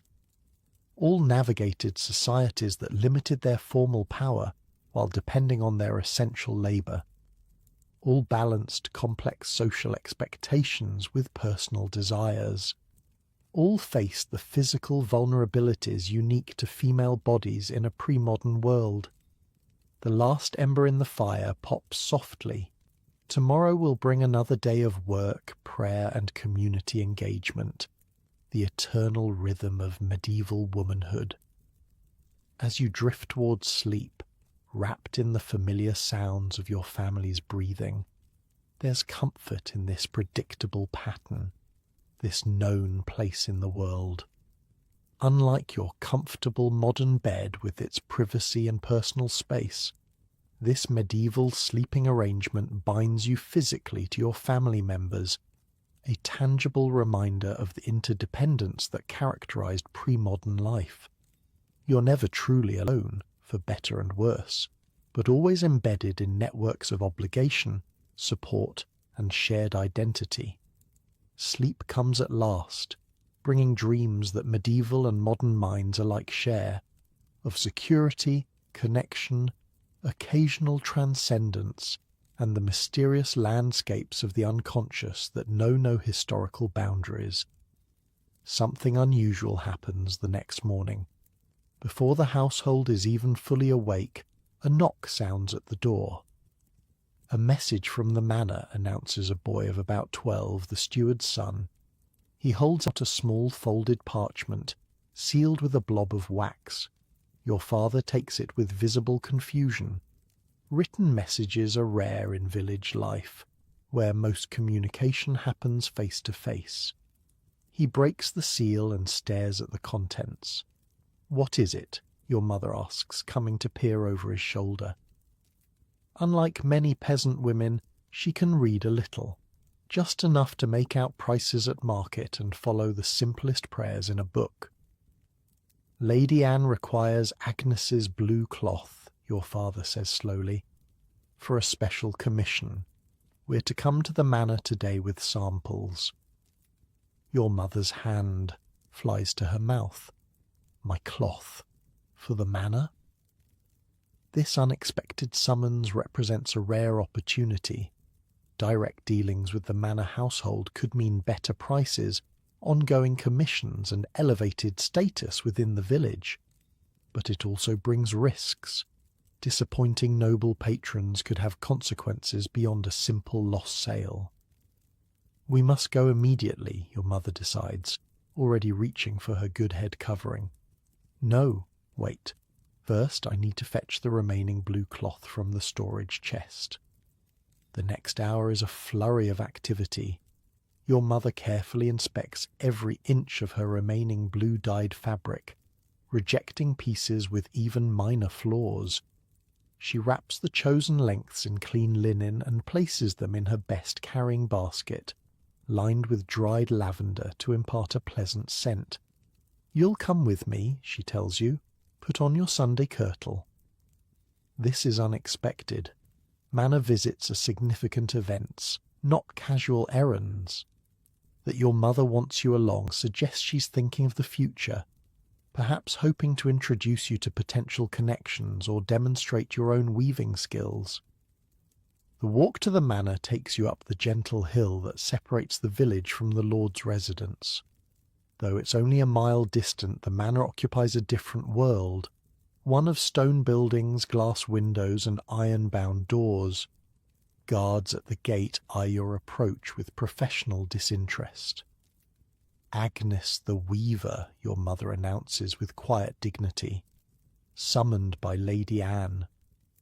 A servant is called to escort you through the outer courtyard, past the stables and kitchens, toward a side entrance used by tradespeople and delivery carts.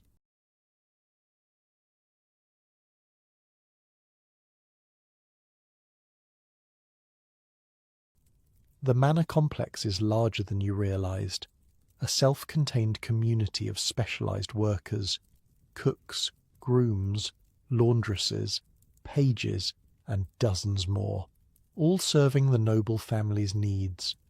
You're led not to the great hall but to a sunny chamber on the second floor, the lady's solar, where she conducts household business away from the public areas below. The room contains several women, some sewing by the windows, others sorting through fabrics spread across a large table. Lady Anne rises from her seat as you enter. Up close, she's less intimidating than she appeared in church. A woman in her 30s with lines of care around her eyes and practical hands that, though adorned with rings, show signs of regular work. "You're the weaver?" she asks your mother. "Yes, my lady."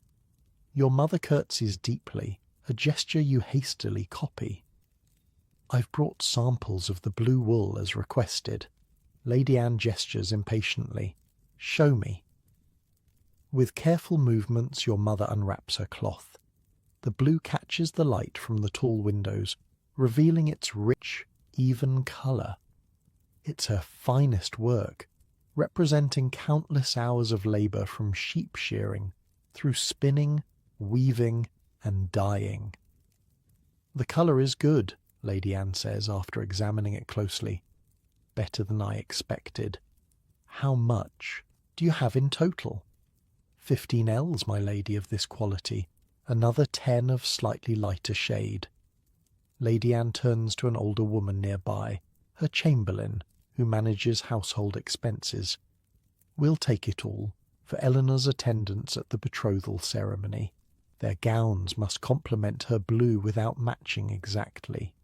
Just like that, your mother's entire stock of blue cloth is sold in a single transaction. It represents months of work, but also a substantial sum, more than your family might otherwise earn in half a year. "Can you produce more by Michaelmas?" Lady Anne continues. "We'll need additional pieces for household linens in the same shade." Your mother hesitates only briefly. "Yes, my lady, though the woad is costly and must be purchased in town." "Margaret will advance you payment for materials," Lady Anne says, nodding toward her chamberlain. "Half now, half on delivery."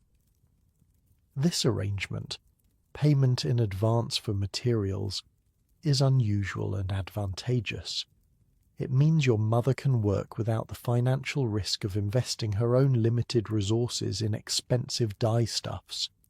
It's a mark of trust from the lady of the manor, recognition of your mother's skill and reliability. As Margaret calculates the payment, Lady Anne's attention shifts to you. "Your daughter?" she asks. "Yes, my lady," your mother answers. "She helps with the weaving and dyeing." "She has your hands," Lady Anne observes. "Good weaver's hands." This seemingly casual comment carries significant weight. In a world where children generally followed their parents' occupations, Lady Anne is essentially acknowledging your probable future as a skilled textile worker.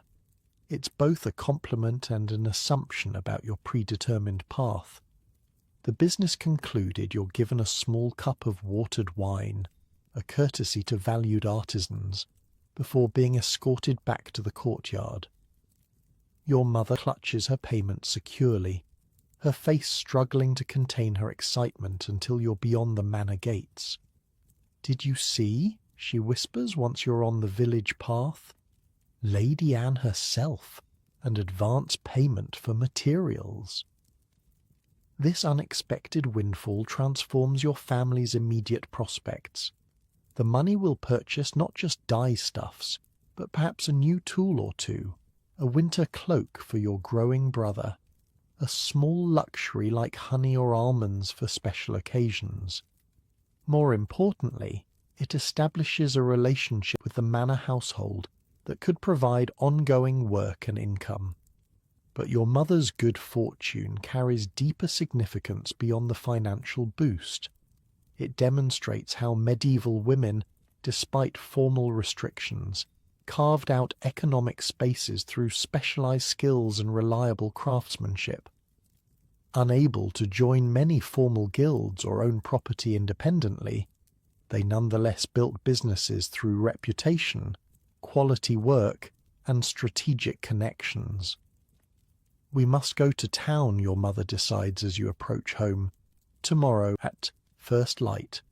The market there will have the woad we need, and better quality than the travelling merchants bring to the village." The town. The prospect sends a thrill through you.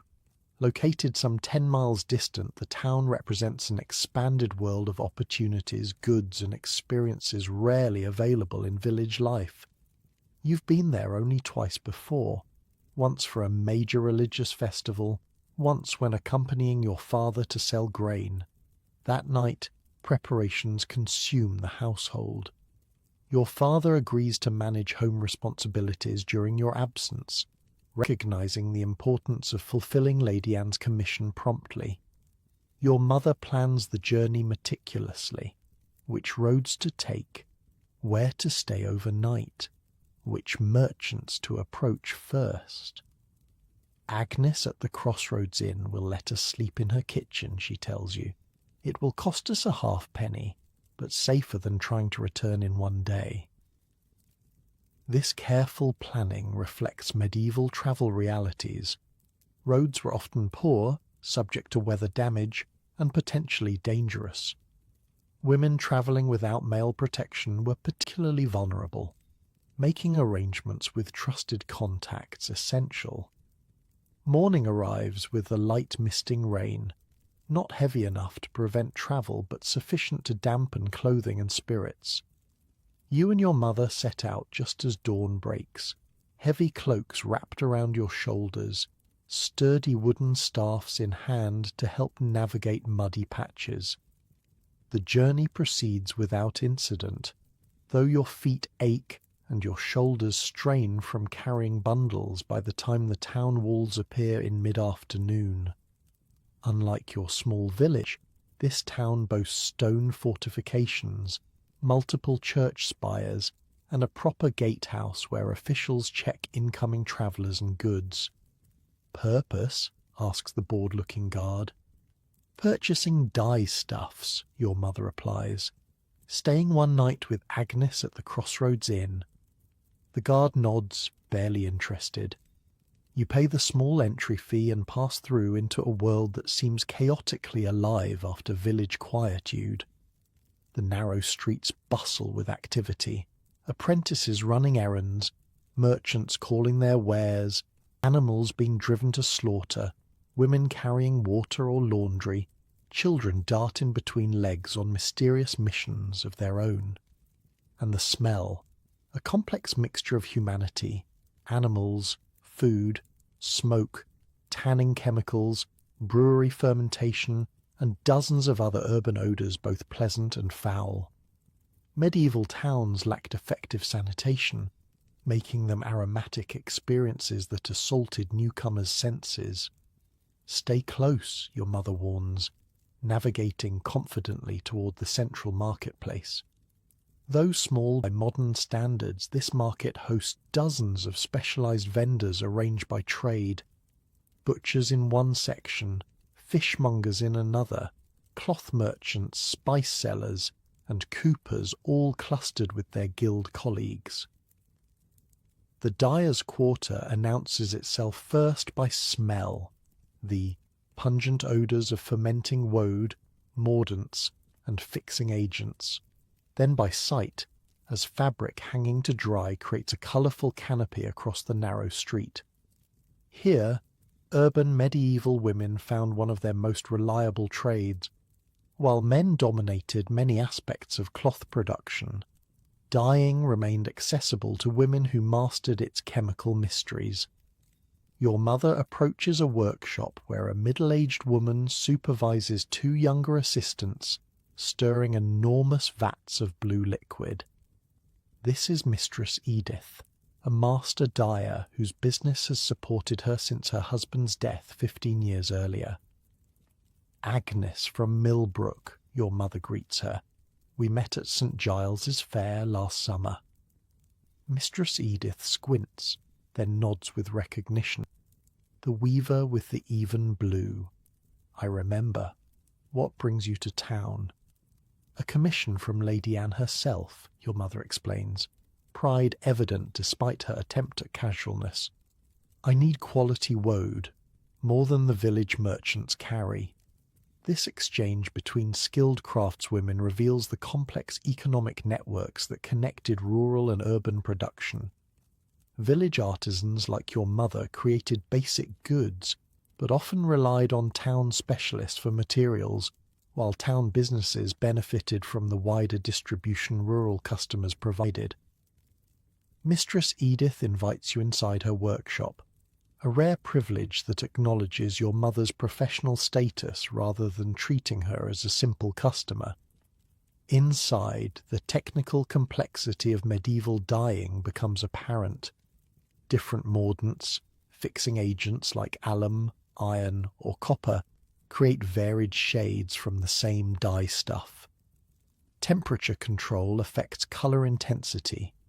Timing determines whether fabric emerges vibrant or muted.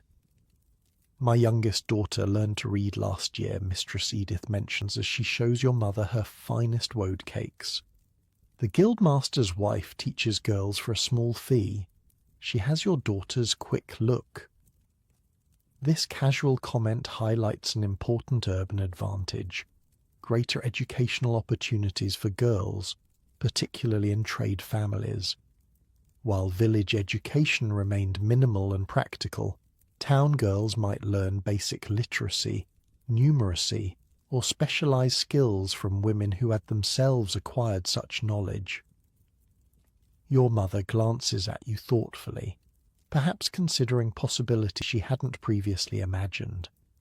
In medieval society, geographic mobility often enabled social mobility, with town opportunities expanding horizons beyond village limitations. The business with Mistress Edith concluded. Your mother leads you through other market areas, purchasing smaller items needed at home: needles, thread, a pottery cup to replace one broken last month. Each transaction demonstrates her careful resource management, balancing quality against cost, immediate needs against future want. As afternoon fades toward evening, you make your way to the Crossroads Inn, where Agnes, a distant cousin, greets you warmly. Unlike the village tavern, this establishment serves multiple functions: lodging for travellers, meeting place for local guilds, dining hall for townspeople without cooking facilities. You've come at an interesting time, Agnes tells you, showing you where to store your purchases safely. The Weavers' Guild meets tonight. There's been trouble. Trouble? Your mother inquires. Agnes lowers her voice. The guild has proposed new rules. No woman may weave fine cloth for sale unless she's a master's widow or daughter, working under male supervision. They say it's about quality control, but really it's about pushing independent women out of the better markets. This conflict exemplifies growing late medieval tensions around women's economic roles. As craft production became more organized and profitable, male-dominated guilds increasingly restricted female participation, pushing women toward lower-paid, less prestigious work despite their often identical skills. "Will the women fight it?" your mother asks. Agnes smiles grimly. "Mistress Joan certainly will. You remember her? The widow who took over her husband's workshop. She has 3 apprentices now, all women, and her cloth sells to merchants from London itself.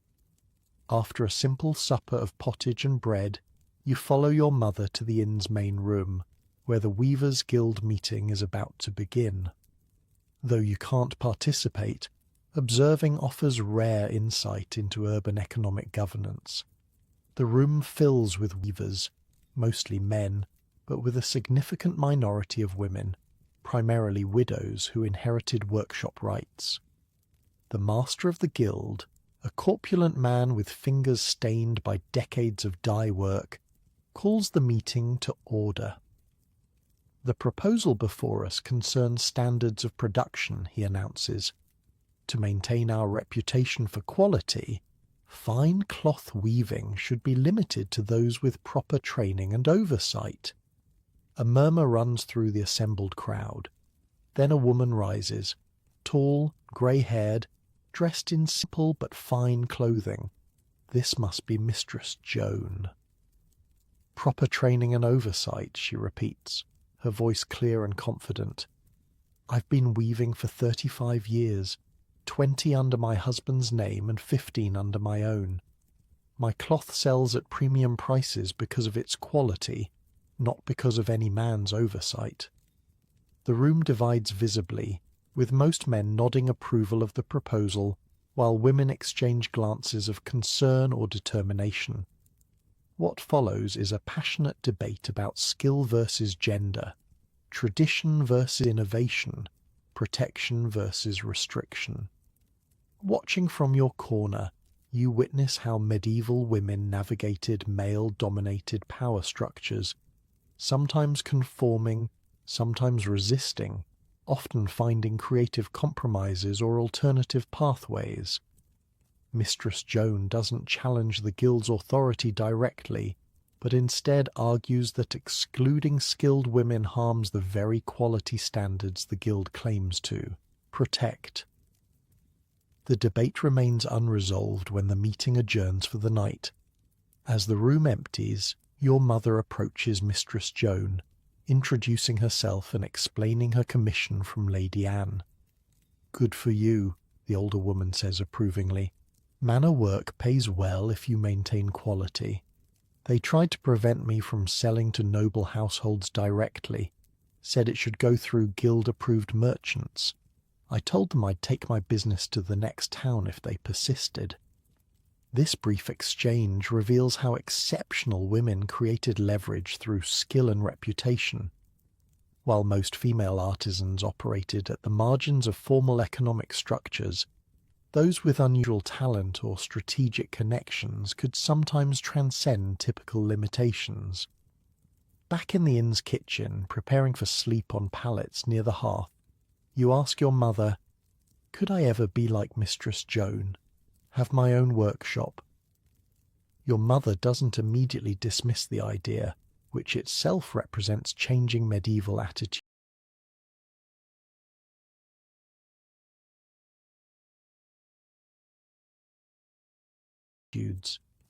"It would be difficult," she says honestly. "Town life requires money for guild fees, for rent, for materials, and women face obstacles men don't." She's silent for a moment, then adds, "But not impossible, especially for a girl who learns her craft well, who saves carefully, who builds good reputation. The world is changing, sometimes for better, sometimes for worse." This cautious optimism reflects late medieval economic realities.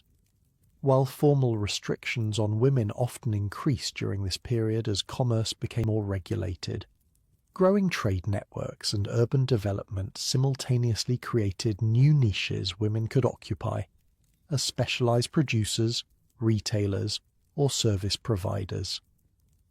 The following morning brings another aspect of town life: religious diversity.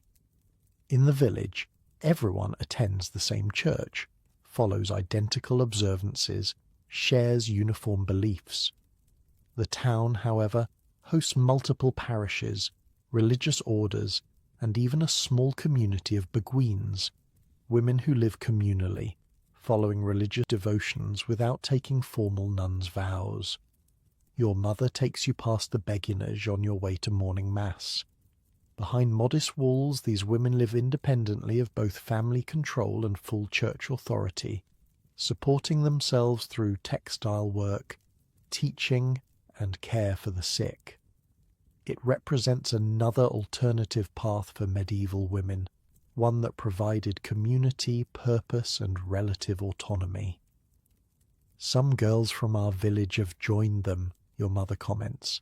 Second or third daughters with no inheritance prospects mostly. They say the life is hard but dignified. The beguines illustrate medieval women's resourcefulness in creating spaces that balanced religious devotion with practical independence. While male church authorities viewed them with suspicion precisely because they operated outside traditional control systems, these communities persisted through their economic self-sufficiency and valued social contributions. After Mass, the business of purchasing dyestuffs continues. By midday, your mother has acquired everything needed for Lady Anne's commission: high-quality woad, alum for mordant, other specialized ingredients for achieving the precise shade required. The investment is substantial but secured by the advance payment. Before leaving town, you make one final stop at a small shop near the eastern gate. Unlike the open-air market stalls, this establishment has a proper door, a counter, and shelves displaying mysterious ingredients in labelled containers. It belongs to Mistress Clara, an apothecary who supplies medicines, cosmetics, and household chemicals. Mistress Clara represents yet another female economic niche. While university-trained physicians, exclusively male, treated wealthy patients, practical medicine remained substantially in women's hands through midwifery, nursing, and herbalism. Apothecaries occupied a middle ground, not formally educated like physicians, but more specialized than village healers, and this liminal space allowed some women to establish recognized expertise. "Agnes, good to see you," Mistress Clara greets your mother. "The usual remedies?" Your mother nods. "The willow bark tincture for my husband's winter aches, and something for the children's coughs when cold weather comes." "And perhaps something for yourself," Mistress Clara suggests with a knowing smile. "The rose water and honey cream for hands. You can't weave properly with cracked fingers." This small luxury, a soothing cream for work-damaged hands, represents more than simple vanity.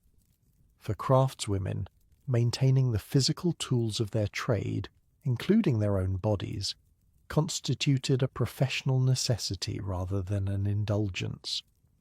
Your mother hesitates, mentally calculating against her purse, then nods. "A small pot. The manor commission requires fine work."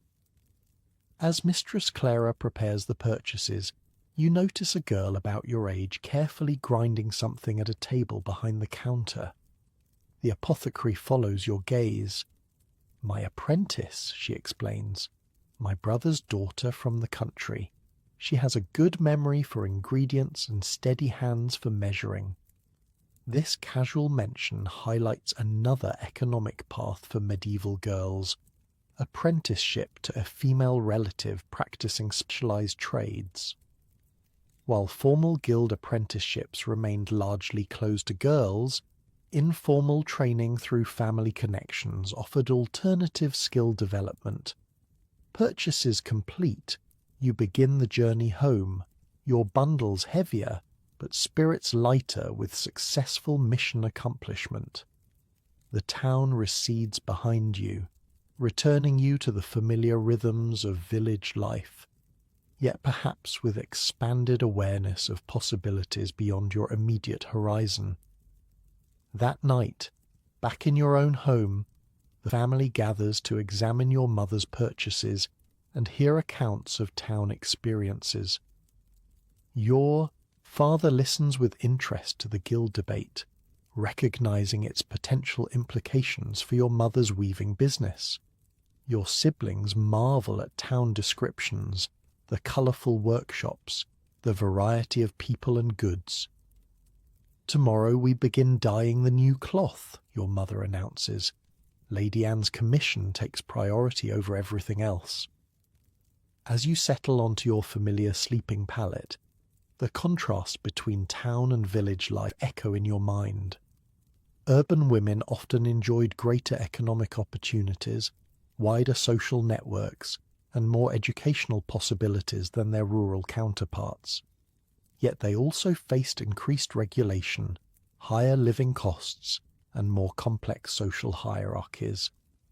Medieval women's lives were never uniformly restricted or uniformly empowered. Their experiences varied dramatically by location, class, marital status, individual skills, and historical moment. What remained consistent was their essential economic contribution, whether acknowledged or undervalued, and their creative adaptation to systems designed primarily by and for men.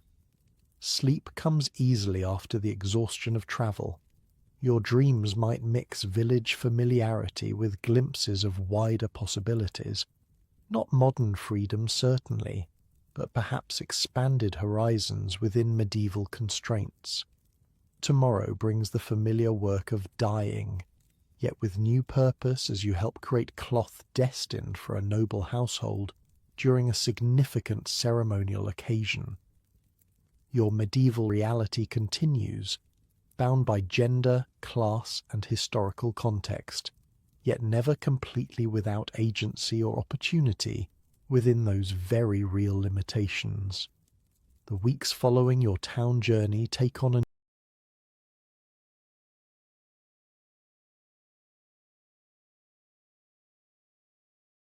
new rhythm. Lady Anne's commission dominates household activities, transforming your mother from a village weaver into something approaching a specialty craftswoman. Your days fill with dyeing, a complex process that begins well before dawn and extends into evening. First, preparing the woad, crushing the dried leaves, fermenting them in urine, collected from every family member in special pots, then adding wood ash to create the precise alkaline balance needed for true blue. Not so much ash, your mother cautions, as you sprinkle the grey powder into the fermenting mixture. Too alkaline and the colour dulls. We need the bright blue Lady Anne admired. The vats require constant attention, checking temperature, adjusting ingredients, maintaining the delicate chemical reactions that transform plant matter into vibrant dye. Your hands stain deep blue, a craftsperson's mark that no amount of scrubbing will completely remove.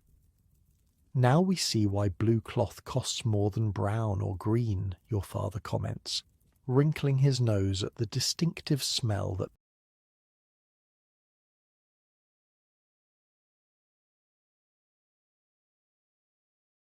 permeates the house. Dyeing isn't simply women's work in medieval households. Men often handle certain aspects, especially in town workshops where the heavier labour of managing large vats falls to male workers.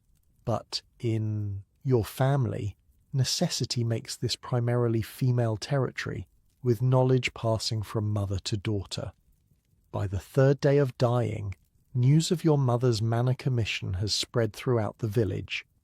Goodwife Ellen stops by, ostensibly to borrow a cooking pot, but clearly curious about the prestigious work. They say Lady Eleanor's betrothal will be a grand affair, she mentions casually. guests from 3 counties, and musicians from London itself. Your mother smiles but shares no confidences. Professional discretion is essential when working for noble households.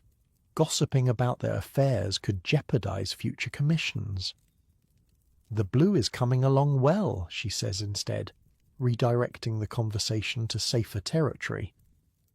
After Ellen departs, your mother shakes her head. She'll be telling everyone the pot is for our special dyeing work, not her cooking. By sundown, the whole village will know exactly how much woad we purchased in town. This observation highlights medieval social dynamics.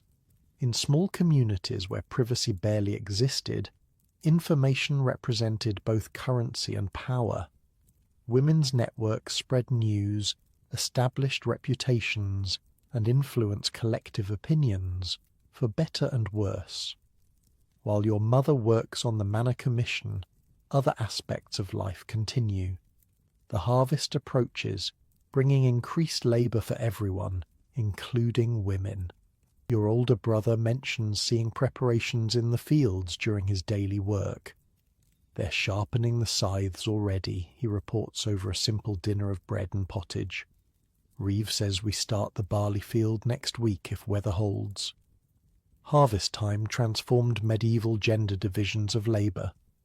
While women's work always included agricultural components, during this crucial period the entire community mobilised, with women working alongside men in the fields out of absolute necessity. The successful gathering of crops determined winter survival for the whole village. "We'll need to arrange our dyeing around the harvest," your mother says, frowning slightly. "The manor cloth must be completed, but we can't neglect our field duties." This balancing of obligations illustrates the complex demands on medieval women's time and energy.